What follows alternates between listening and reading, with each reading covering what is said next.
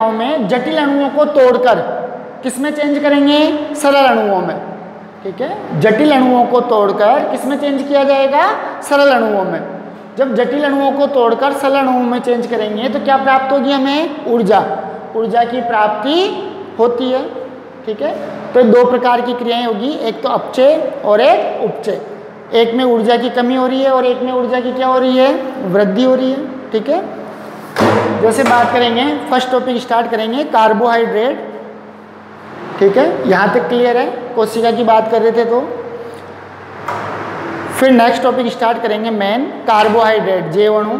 First जैव अणु जो डिटेल में पढ़ना है।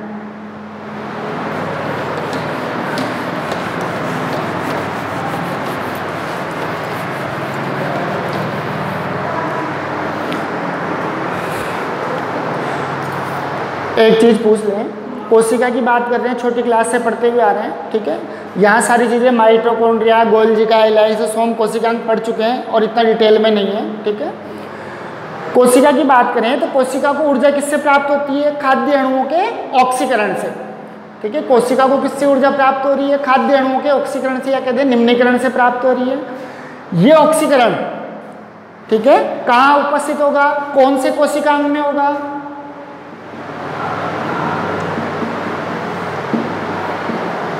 खाद्य पदार्थों का ऑक्सीकरण हो रहा है, उससे कोशिका को ऊर्जा प्राप्त हो रही है। ये प्रक्रिया कहाँ संपन्न होगी? कौन से कोशिकांग में संपन्न होगी? माइटोकॉन्ड्रिया।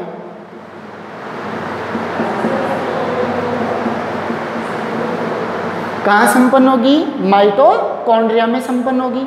इसीलिए माइटोकॉन्ड्रिया को क्या कह देते हैं? कोशिका का शक्ति गृह, या कह सकते हैं पावर हाउस।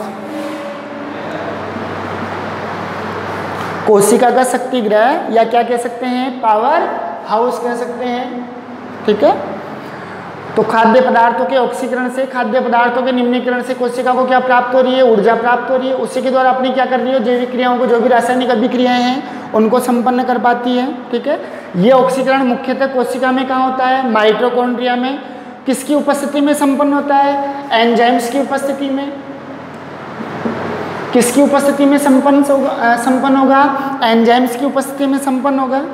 ठीक है, और सबसे इंपॉर्टेंट क्या है ऊर्जा के लिए? ग्लूकोज का ऑक्सीकरण। ग्लूकोज का ऑक्सीकरण पढ़ेंगे कार्बोहाइड्रेट में। ग्लूकोज, फ्रक्टोज, सुक्रोज तीनों को डिटेल में पढ़ेंगे। ठीक है, मुख्य कार्बोहाइड्रेट है जो हमारे शरीर को क्या प्रदान करते हैं? ऊर्जा। ठीक है, तो ऊर्जा के लिए सबसे महत्वपूर्ण क्या है? ग्लूकोज का ऑक्सीकरण। फिर बात करेंगे मेन टॉपिक कार्बोहाइड्रेट की, जैव अणु।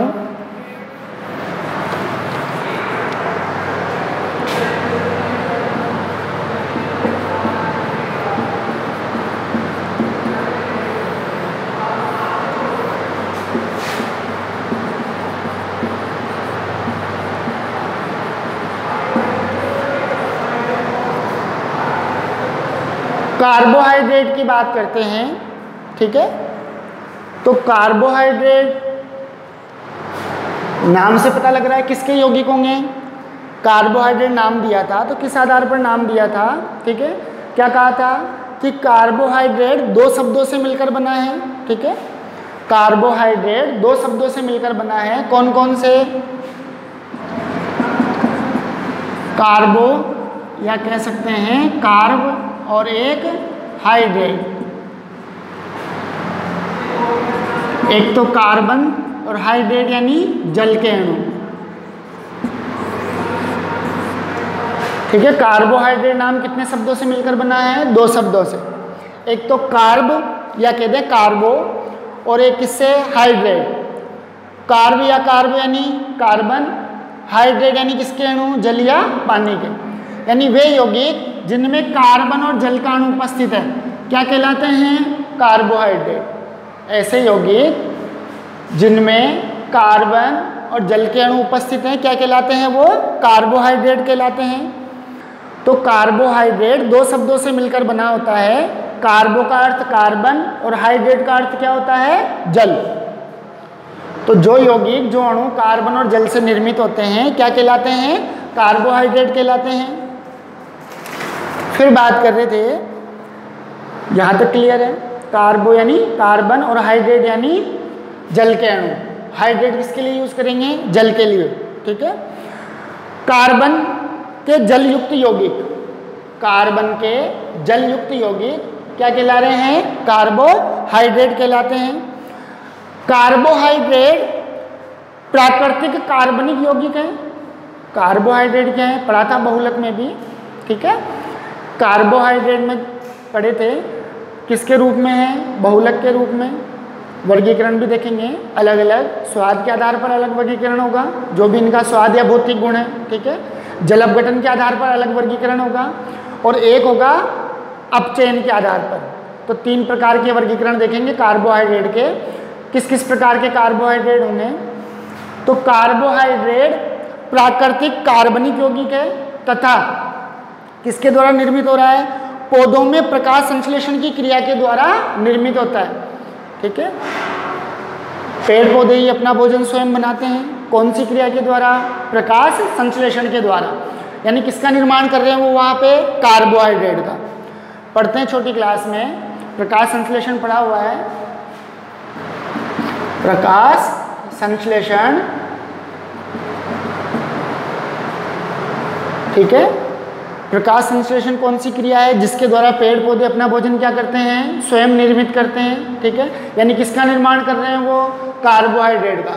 भोज्य पदार्थ के रूप में किसका निर्माण कर रहे हैं? कार्बोहाइड्रेट का निर्माण कर रहे हैं, ठीक है।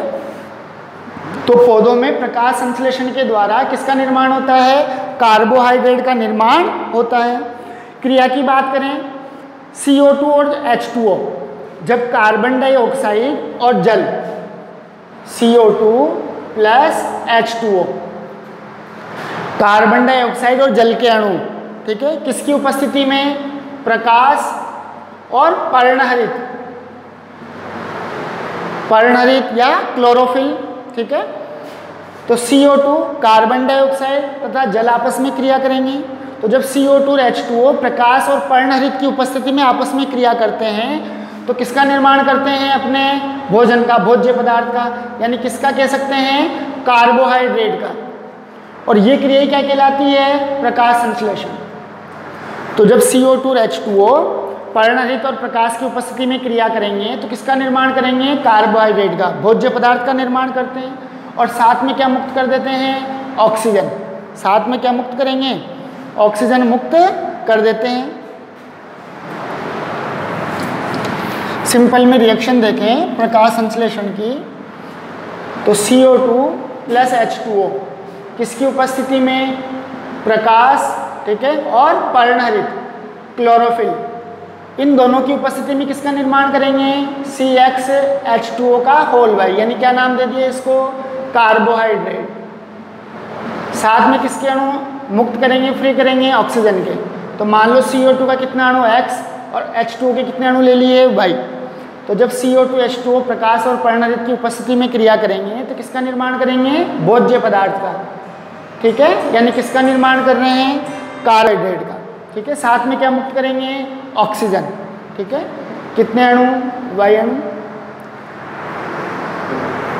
फिर बात करते हैं कार्बोहाइड्रेट का सामान्य सूत्र क्या होगा? कार्बोहाइड्रेट का वर्गीकरण क्या होगा? कार्बोहाइड्रेट के मुख्य कार्य क्या होंगे, ठीक है। कितने प्रकार के कार्बोहाइड्रेट हो सकते हैं देखेंगे नेक्स्ट क्लास में। यहाँ तक क्लियर है, ठीक है। चैप्टर 15 के नोट्स PDF के रूप में प्रोवाइड करवा दिए थे। थोड़े बहुत जो भी 15 के बहुलक के नोट्स बचे हुए हैं वो, और 14 चैप्टर J1 के नोट्स प्रोवाइड करा दिए जाएंगे, ठीक है।